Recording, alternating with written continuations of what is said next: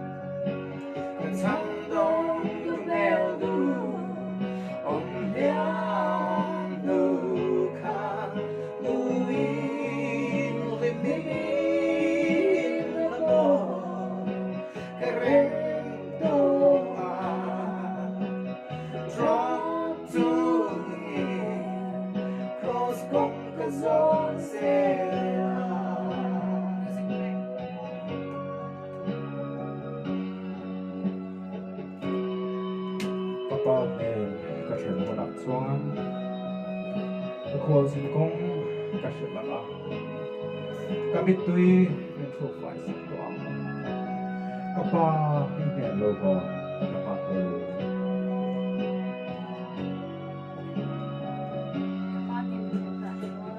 nên cất lên hôm nào chua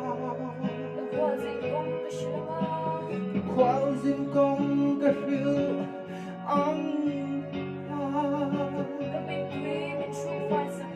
biết tuy mình ru phai sắc tố anh cả ba ý nên lâu hơn cả họ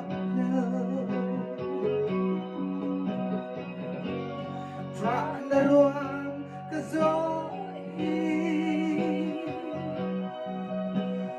paing pangalam yan ani nituinen ka zingkong zo maila kapel huni ทำ